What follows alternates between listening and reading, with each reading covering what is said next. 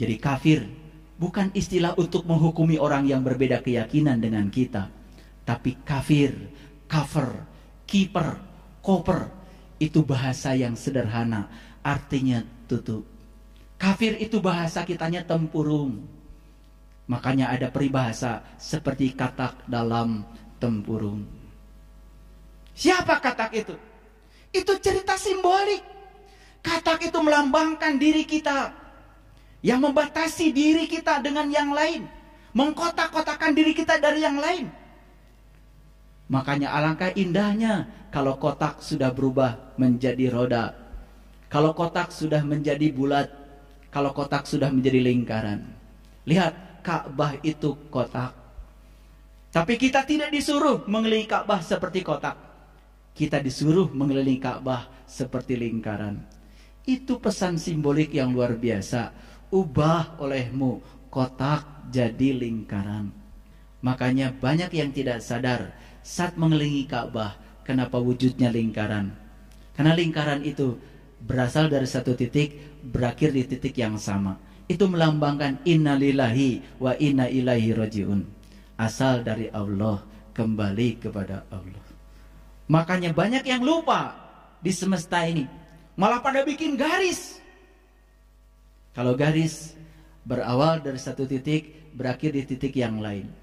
Kalau lingkaran berawal dari satu titik, berakhir di titik yang sama. Dengan cara apa? Mempertahankan jari-jari. Jari-jari adalah jarak antara pusat dengan pinggiran lingkaran. Pertahankan jarak kita dengan Allah. Selalu dekat dengan Dia, selalu bertawaf kepadanya.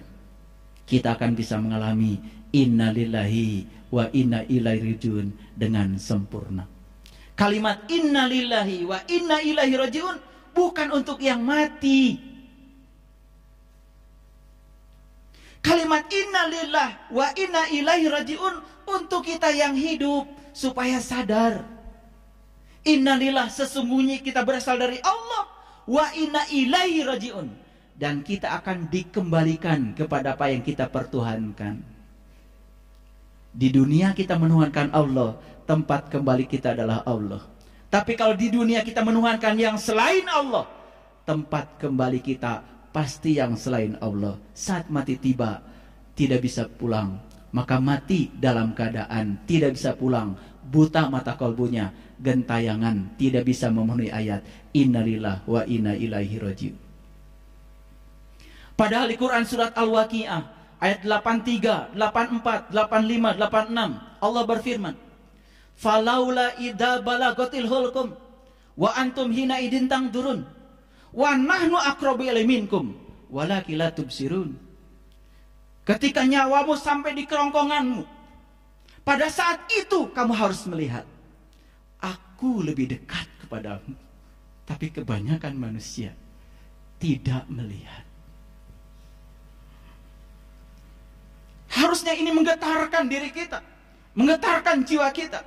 Kalau timbul pertanyaan kepada diri kita, Tuhan, Allah, terserah menyebutnya apa. Ya Rahman, Ya Rahim, Ya Malik, Ya Kudus, Ya Salam, Ya Mu'min, Ya Muhaimin, Ya Aziz, Ya Jabbar, Ya Sabur, Ya Latif, Ya Wasi. Terserah menyebutnya apa. Karena menyebut itu tidak penting. Yang penting tahu yang disebut. Terserah menyebutnya apa. Tuhan, Allah, Ar-Rahman, Ar-Rahim. Terserah. Saat aku mati nanti, apakah aku termasuk yang melihat atau tidak melihat? Jika aku termasuk yang melihat, Tuhan, dengan mata mana aku harus melihat? Dan apa yang harus aku lihat? Kepada siapa aku harus berguru agar aku bisa melihat? Seandainya aku termasuk yang tidak melihat, perbuatan apa yang menyebabkan aku tidak bisa melihat? Mengapa aku tidak bisa melihat? Dan apa akibatnya kalau saat aku mati nyawa di kerongkongan, aku dalam keadaan tidak melihat? Itu pertanyaan yang sederhana yang harus dialirkan ke dalam diri kita. Begitu kita mengalirkan pertanyaan pada semesta, semesta akan mengalirkan jawaban yang indah luar biasa. Jangan berarti bertanya. Pertanyaan itu seperti kail yang dikasih umpan dilemparkan ke samudra. Kalau kita melemparkan kail, ada umpannya ke samudra, ada harapan dapat tangkapan. Makanya jangan berhenti mengalirkan pertanyaan ke dalam diri kita. Karena ketika kita menghentikan pertanyaan pada diri kita, seperti kita menutup gelas yang kosong. Kembali pada ayat ini. Maka ketika aku telah menyempurnakan penciptaannya, itu fase Mas Kumambang. Saat Allah sudah menyempurnakan diri kita, dari setetes air menjadi setetes darah, segumpal darah menjadi segumpal daging menjadi tulang belulang, dan tulang belulang dibungkus dengan daging. Sempurna ciptaannya, menjadi tubuh yang sangat sempurna ini. Inilah kitab suci tertua yang ditulis Tuhan untuk kita baca.